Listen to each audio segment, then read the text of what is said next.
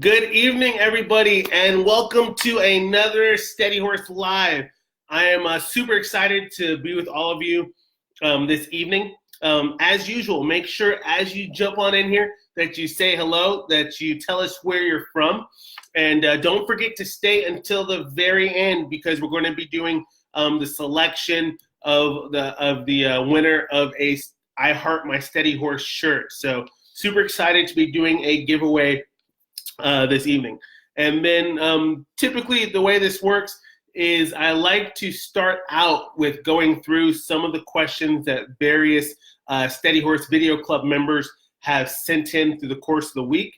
Most of these I tend to answer via email, but I like to take out a handful of them to answer on here so that everybody can benefit from those questions. So again, don't forget to jump on in, say hello, say where you're from. If you have any questions for me, go ahead and throw them down in the chat. And Peter is on standby. He's going through and he's taking them out and he's sending them over here on this screen for me so that I can respond to your questions. So I'm going to give everybody a little bit of time to jump on in, and we'll get right with it here this evening. And I see a couple of y'all jumping on in here. Let's see here. And let's see, I see Heather. Good to see you, Heather. Glad you're able to join us this evening. Of course, Peter's on in here as well. Luke's on here. So you got a couple more. And we'll see here, because I'm seeing, it's funny, because I'm seeing a lot of people dropping in and then dropping back out here. Okay, I see Sarah, you're on here as well. Okay, good. I see everyone hopping on in here. Great, perfect. Okay, so I'm going to go ahead and start with the first question that I'm going to go over from the member questions that I have here. Okay, so this is from Carolyn, and it says, how do you get a stubborn mare to come to you when you want her to and not when she decides it's time to come? You know, that can be so frustrating. When you have a pony that you want to come to you, but that pony has no interest in you. One of the things, if you have a horse that's either hard to catch or hard to engage, is you kind of have to, and this is kind of counterintuitive, but you kind of have to be willing to let that horse walk away. In fact, sometimes you might even just shoo that horse away, push them away. Because horses are very naturally inquisitive and they love attention. And nothing kills a horse more than when you just ignore them and pretend like they're not there. Then that's when they'll start to kind of meander up towards you and check you out, because that curiosity just overcomes them. And it sounds kind of silly, but it's almost like playing hard to get, right? A lot of times, because we're kind of straight line thinkers, right? We're predators. We like to just go in directly for what we want. If we want to engage with a horse, we walk right up to them and we go to pet them. And horses are a little bit different. They take a little bit of time to warm up. And so if you can start to avoid that horse, and so maybe when she looks at you, you turn away and look away. Maybe you walk away, take a deep breath. And then when she comes towards you, then you walk away another direction. Because then what will happen is you'll begin to create a draw where your horse is just so curious to be by you, to follow you, to see where you are. And then you might decide, let me go ahead and give you a rub and give her a rub and wait for her to start to relax a little bit. Maybe she'll lower her head and it starts to feel good for her. And as soon as she begins to show you that she's enjoying that interaction with you, walk away. That way she wants to be with you. She says, man, I want to go creep up over there and be by her and float that direction so that I can be loved on and rubbed on. So make sure that you're not just going right in for it. Take your time, be slow and deliberate, but be ready to immediately disengage so that she'll want to engage more with you. Okay, so that was a great question, Carolyn. Thank you very much. Really, really good question. Okay. Let's see. I see a couple more of y'all have jumped on there. I see Adele. Good to see you, Adele. Good evening, ma'am. And Cindy. Howdy, Cindy. So good to see you. And then Diane, always good to see you as well. Welcome this evening, y'all. And again, as you jump on, make sure you say hello and say howdy. And I also see Lisa from Texas. So we're neighbors over here. Good to see you, Lisa. And I see Jennifer that you jumped on in here. Good to see you, Jen. Okay. So I'm going to go to another question here from Stephanie. It says, what do I do for a horse that likes to rear when it's time to bridle? Okay, so that's a really good one. So sometimes you have horses who have learned these habits because they work, okay? So the reason why this horse rears when you go to bridle is, one, she doesn't like to be bridled, okay? And that might be obvious, but I just want to state it. And then two, she realizes that the rearing gets her out of bridling. So one thing really quick, just to make sure, when you have a bridling issue, and usually this isn't the case, but it's always a good idea to check just in case, is there might be a tooth thing going on. You know, she might have a bad tooth, she might have sharp teeth, she might need to have her teeth floated. So make sure that there's not an issue with her teeth. So that's the first thing. Secondly, what I would do is I would forget about the bridling for right now. What you want to do is, I like to work on a soft rope, because then you're not working if you're putting a bit in her mouth with the metal of the bit and all the reins and everything. I like to take just like a soft rope, and the soft ropes that I use are typically like a lead rope. And those lead ropes, what we do is we put them around our pony, and you'll put that lead rope in their mouth. And basically what I'll do is I'll kind of put that lead rope up to their mouth as if I was going to bridle them, and I'll just kind of stick with them until they relax. So if I'm holding the lead rope, obviously I wouldn't have this horse tied if she is rearing up. But if I'm holding the lead rope, when she rears up, I'll just lift my hand up pretty high. I'll stay at the shoulder so I can't get struck or hurt. And I'll lift my hand up high and keep that rope to her mouth, okay? So that way she's not learning that rearing up makes me take the bridle away. Because think about this. Typically, when a horse rears up or reacts, what we do is we immediately try to get to a safe place. We move away. We reposition ourselves. And I say, aha, that works. So I'll do that over and over again to get me out of the work. But if I'm prepared for it and I'm using just a soft rope and I'm ready to kind of move with her, what happens is, as she goes up, that rope stays by her mouth. When she comes down, that rope, I'm going to take it away. Take a deep breath. Give her a rub. She rears up again. When I go to put her up, I'll go with her. So she's learning that by going up and away, that doesn't get her out of being bridled or dealing with the pressure. But when she comes down, I take the pressure away. So that's where I would start. And then gradually, same thing. I put the rope in her mouth and just hold it there in her mouth as she goes up and down until she does a little, and then I put that rope around the pole, just like the bridle would go.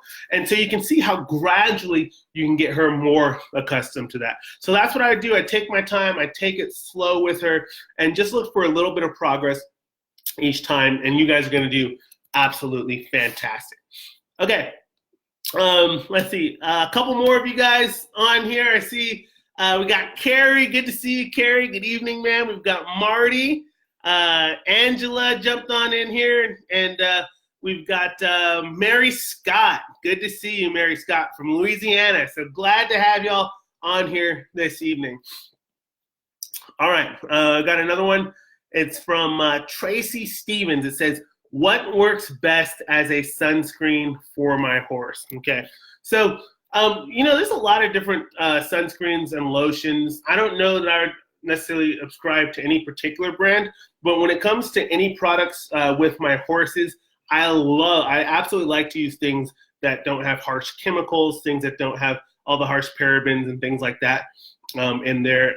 Typically, the way I like to look at it is, if I wouldn't put it on my skin, I don't want to put it on my horse's skin. And some people might say that's a little bit extreme, and they are going to be a little bit more expensive to get the stuff that doesn't have all the chemicals and all the harsh stuff in there. But even with some of the sunscreens that we use, some of them do have harsh stuff in them. So I would make sure you're reading the back of the labels, really important. And just use the standard of yourself. If you wouldn't use it on yourself, that's my recommendation. Don't use it on your horse. Now, there are other things that you can do as well to try to help to block your horse from sun. Like, you can use sunshades. You can also use, if you don't have a sunshade, you can use a fly mask. Sometimes that helps as well to keep some of the sun if it's a face issue. So really good question there, especially this time of year when we have all this direct sun that our horses are exposed to. All right. Next question I have here is from Wendy, and it says, we have a mare that kicks her stall walls. As a result, her legs swell. What are your suggestions to get her to stop kicking?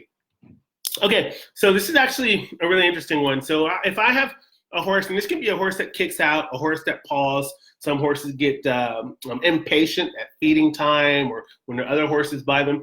What you need to do is you need to be able to, and you'll hear me talk a lot about these pattern interrupts, okay? And so a pattern interrupt is when your horse is doing a particular undesirable behavior, and you interrupt that pattern of behavior by introducing something else to kind of break that thought process and divert that attention to something else. So, for example, if I have a horse in the stall and they're kicking out or pawing because they're impatient or they're upset, what I'll do is I have a really long rope, long soft rope that I keep in my barn. It's about, I don't know, 30, 40 feet, something like that. And what I'll do is I coil up that rope and I'll just wait. And as soon as I see that horse do that behavior I don't want them to do, I'll take that rope and I'll just pitch it at that horse. And usually what will happen is that horse will go, whoa, what is that? And then they're like, oh man, every time I paw, whoa, what is that? You know, he pitches that rope at me, but to let me know that's not a good thing. And so after a while, they begin to understand that the pawing actually is going to result in them having to react to the rope and resettle themselves. And it's a lot easier to just stand still than to have to deal with that pattern interrupt, right? And so it's something soft, it's something that I can gather up really quickly, pitch right out, and break that thought process. So that's what I would recommend for you. You have to be patient. You know, it's not going to work first, second, maybe not even the third time, but usually after 4 or 5 times of being consistent now, which is really important. Every time you see her kick out, just pitch that rope at her, and you're going to be at a distance. So she's not going to associate it necessarily with you. She's not going to become head shy or afraid that you're going to get after her. And then, of course, when you're done, take that rope, take a deep breath, rub it all over her body, desensitize her to that so that she realizes this is just a tool that we use. It's not intended to hurt her. Great questions this evening. Okay, a couple more of y'all have jumped on in here. I want to make sure I say hello to everybody. We've got Pamela. Good evening, Pamela. So glad to have you. Got Stacy from Pennsylvania and Karen from Kansas and Leanne. Always good to see you, Leanne. And then also Dawn. Glad to have you this evening, Dawn. Okay, next question I have here is from Sandra, and it says, I have a 3-week-old colt who just wants to teeth on everything and everyone. What are the best ways to stop him from biting? Okay, so at 3 weeks old, teething is going to be natural, right? And so what I would do is I would put things in there like a jolly ball or a soccer ball, even a football, just little things in there that you can throw in there that he can play with and get his interest. You throw a bucket in there, bucket lids, anything that's safe that he's not going to hurt himself with. So make sure that you're using things that are safe, that he can't get his legs caught up in, things like that. But if you can get some stuff in there that can get his attention, that's what I would recommend. There's also a lot of different cool horse toys out there that are specifically made for horses that you can look into. But I would recommend doing anything so that he doesn't make a habit of, maybe if you have wooden stalls, you don't want him chewing on the wooden stalls and developing that habit, that kind of thing. So that's what I would recommend there. Again, kind of something to divert his attention, especially at that age. You know, it's not like you're going to want to say, quit. You know, he's a baby. He's trying to teeth and soothe himself. And so we want to make sure that we're mindful of that, sensitive to that, and providing him an outlet for that. Really good questions here. I really like the questions that are coming in this evening. I've got another question here from Barb Gillette. It says, do you use treats when training and rewarding your horse? Oh, it's a good question. I would say 95, maybe 99% of the time, I do not use treats when training my horse. And a lot of people do. When it comes to treats, I definitely recommend that you don't over-treat. And I see a lot of people over-treat their ponies. You should be able to draw your horse in to you without having to use a treat. Your horse should want to be by you without necessarily having to have a cookie or something like that, okay? What happens when you over-treat is your horses become entitled. Sometimes those horses begin to expect those treats and those ears pin back and they're searching and they're nippy and they're mouthy and all those kinds of things. So I definitely recommend against over-treating. But there definitely is a place for treating. It just needs to be done mindfully and correctly. And of course, the timing is absolutely important. You know, my horses don't get treats just to get treats. Well, I lie. I have a business partner, and she loves to treat the horses. So I don't treat them just to give them treats. But when you do give a treat, I absolutely encourage to actually make that horse do something first, and then give them the treat immediately upon doing that. So even if it's as simple, if you like treating, even if it's as simple as, hey, having that horse back up out of your space. Say, okay, back up a step, and wait for them to lower that head. Okay, here's a treat. Good job. Okay, but to just treat them just to do that, if the timing isn't done properly, you can really develop some bad habits. So if that horse's head is high, if they're pushing in your space and you're giving them treats, then you're reinforcing bad behavior, right? And so we want to make sure that we're being clear to our horses, setting them up to be successful, and that we're very clear about what our intentions and what our expectations rather are of them. So another great question. Hope that makes sense. Let's see. I see a couple more of y'all have jumped on here. I see Leanne from Washington. Good to see you, Leanne. Valerie McKay. Always good to see you, Valerie. And Regina Cantrell, of course. Great to see you, Regina. And Terry. So glad to have you this evening, Terry. Okay. So I have another question from Suzanne Harris. It says, how do I keep my horse from backing or moving back in a circle while teaching the softness exercise, specifically bending and flexing from the ground? Okay, really, really good question. I love this question. So if you have a horse I guess what's happening is the horse is moving the hind end, it sounds like, moving the hind quarter when you're going to flex your horse, okay? So a couple things. One, make sure you're not adding too much pressure. Okay, so you're just going to add just a touch of pressure. Okay, so that's one thing when you're flexing. A lot of people add a little bit too much pressure and they're pulling their horses around instead of kind of just showing their horse with a little bit of pressure and holding and waiting for that horse to come into that pressure and releasing. Okay, so that's one thing. The other thing I'm going to add to that is make sure you're standing way back when you're doing the flexing. Make sure you're standing way, way back by that horse's hind end so that they have enough room to actually flex around. A lot of times people are standing by the horse's shoulder and that horse doesn't really, it feels like they're kind of stoved up. And so the only way they can move is by swinging that hind end out in order to make some room because you're kind of cramping them in too much. So make sure you give them space to flex around. And then lastly, is just be patient. So what I like to do when I'm flexing is I'll put a hand on that hind quarter, and if they start moving, I'll maintain the flexing, but I'll just float with my horse until they finally stop. Now, a lot of people will tell you, and you've heard me say this too, is never release the pressure until they've actually complied with what you're asking for. And this is one of those areas that as you develop feel and timing, people don't tell you this, but there's a little gray area here. So for example, if I go ahead and I start flexing my pony and she's floating around, you know, moving that hind end around, and she stands still for a second, I won't completely release the pressure, but I'll release that pressure just a touch and give her a rub to let her know she's moving in the right direction. Good job for stopping.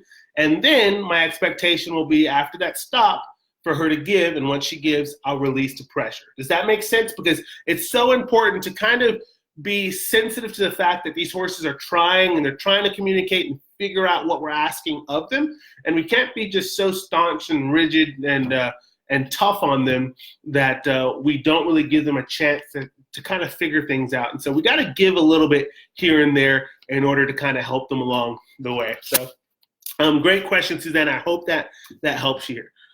Okay, I've got another question from April Bryant. It says, I have 3 rescues and they are new to me.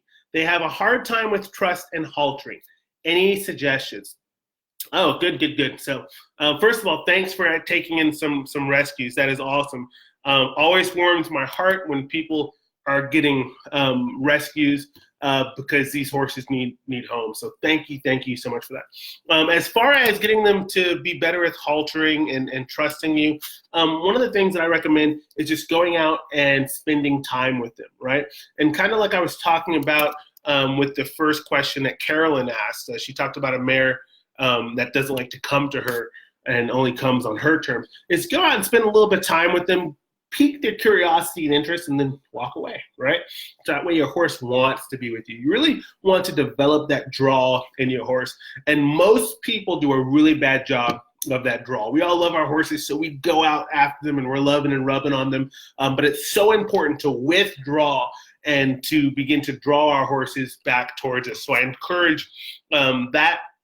And then the other thing too is making sure that when you're around them that you're very relaxed, that you're taking nice big deep breaths, that you're smiling, that you're in a good mood, that you're happy, because your horse senses all of these things and will want to spend time with you and begin to trust you more because they know that being with you is a safe place. And ultimately that's what we want to do, is we want to provide a safe place for our horses to be. Really, really good questions. Okay. So I'm going to jump into a couple of the Facebook Live questions now. Make sure if you have any additional questions for this evening, go ahead and throw them up there right now, because like I said, Peter is taking those questions and throwing them up on the screen so that I can answer those questions for you this evening. Also, I see a couple more of y'all have jumped on in here, so I want to say hello. I see we've got Terry. Good evening, Terry. We got Billy from Wisconsin, Ruth Ann, good to see you, Ruth, and Alicia Neighbors, always glad to see you, Alicia, and Harold from Nebraska, so glad to see you, Harold. Okay, so here we go. So I've got a question here from Toby Treasures. It says, how do you get a Mustang used to strangers when you live out in the country with very little interaction from others? Yeah, so what I would recommend, Toby, is making sure that even if you don't have a whole lot of people, like if you have a visitor visiting, have them come out and visit by the Mustangs, by their pens, so that they can get used to the conversations, the movements. You know, a lot of us, I like to talk with my hands a lot, and a lot of people do. And so that's good. You know, if you're laughing and talking and having a good old time, you know, that horse begins to become more comfortable and relaxed with that, you know. So any opportunity, when you have a visitor, when you have, you know, whoever, you know, if you can get them to come out that way, interact with them, if they're horse people and you can get them to lead them instead of you leading them, that will expose them to interacting with more people. So it doesn't necessarily have to be a lot of people at once, right? But even if one person at a time, each person is different and is going to bring a different level of energy and experience and smells and all these kinds of things that horses are focusing on, you're going to help to build his confidence to interact with different people in a better manner. And he'll become more confident and comfortable and realize that people are friendly and that they don't that they aren't a predator that he has to worry about, because that's what it comes down to, is we want them to feel safe. Of course, with any horses, I always recommend making sure that you supervise anybody while they're working with your horse. That way, a lot of people don't mean to do ugly things, but some people end up doing bad things just because of lack of knowledge. You know, they just truly are ignorant about horses. So, but yeah, that would be my recommendation. And slowly but surely, you'll begin to develop and cultivate their confidence. Great question, Toby. Really good. Okay, I've got another question here from Nina, and it says, what do I do with a horse that likes to kick out when picking its feet? Okay, so that's a really good question. If I have a horse that likes to kick out when picking its feet, or in general when handling their feet, what I'll do is I'll use a soft rope, okay? And I'll take that soft rope, I'll put it on those feet, and what I'll do is I'll hold it at a distance so that that horse can't strike out or kick out at me, okay? Because now we're in a safe position. I use a nice long rope where it's not gonna cut them or rub them up.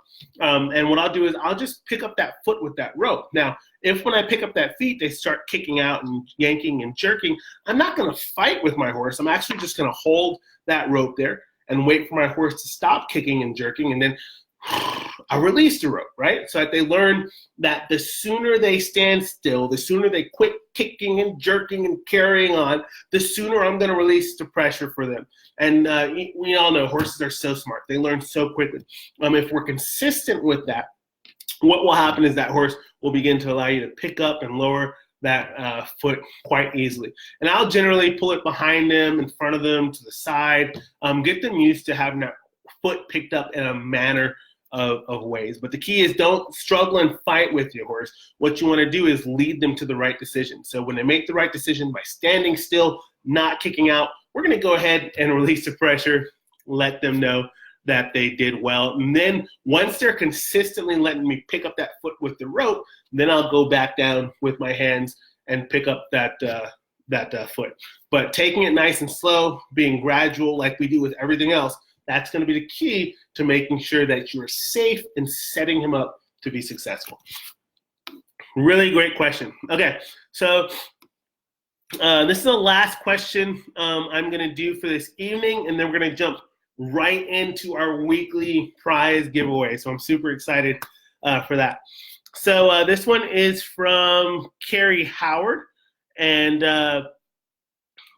where did it go? Here it is. It says, I have a Mustang that has a hard time with me touching him. What should I do? So this is kind of the same thing. You know, one of the things, if you have a horse that is difficult to catch, doesn't want you to interact with them, I definitely recommend for at least until you get them a little bit more comfortable doing most of your interactions in a smaller confined space, like a round pen or a small area where they can't really get that far away from you. And the thing is, again, is just go in there and start to engage.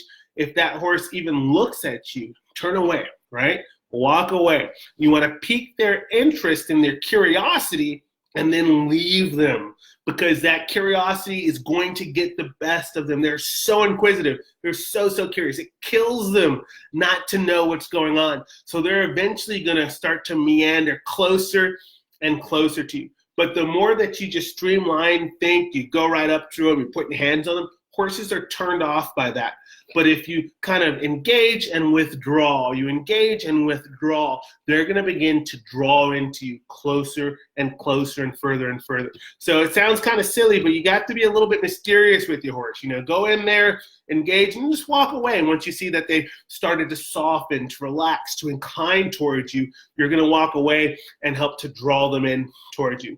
So that's my recommendation there. And then also just having more casual interactions with your horse, where you're going out without any agenda, any specific intention. Just go out and spend some time with them. Hang on the rail, take some deep breaths, you know, walk in their pen and just kind of meander around a little bit and then walk right back out. And if you do that consistently, your horse will begin to understand that your interactions don't necessarily mean that they have to work, doesn't necessarily mean that you're going to put undue pressure on them, but they'll begin to enjoy your presence and know that you are a safe person to be by. And that's what we want to encourage our horses to understand, is that being with us is a safe place.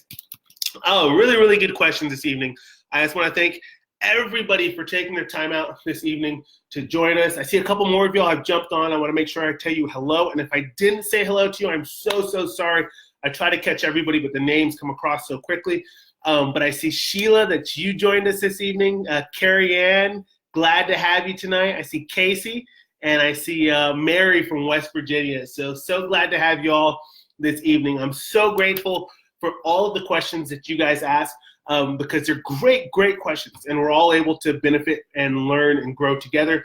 And let me jump right into our giveaway here. So this week we're giving away an I Heart My Steady Horse t-shirt. I love those shirts, and we've been getting a lot of feedback and excitement about the I Heart My Steady Horse shirts. And so the criteria for entering to win this week was posting a photo of you hugging your steady horse. And y'all posted some incredible photos. Absolutely love them. And so the winner for this evening is Lisa Reeves and her horse Snowman. So thank you, Lisa, for posting that photo. And Snowman's just adorable. And so make sure that you email us your shipping info. And you're going to email that to noah@steadyhorse.com. and Peter will get that t-shirt sent right out to you. So again, I cannot express how deeply grateful I am for each and every one of you. And I just can't say enough good things about everybody in this group and how they encourage each other and lift each other up. It's so funny because I see the posts that come through and the prayer requests and just the sense of community and like-minded people, and everybody is just so kind, and that just really, really touches my heart to see people really being loving and sharing with their horses, but of course with each other. And I'm so honored to be able to be a part of this group with all of y'all. I just hope that everybody has a great rest of their evening and rest of their week. And I just pray for safety and blessings over all of you, all your families, and all of your horses. Y'all have a great night. Thank y'all so much.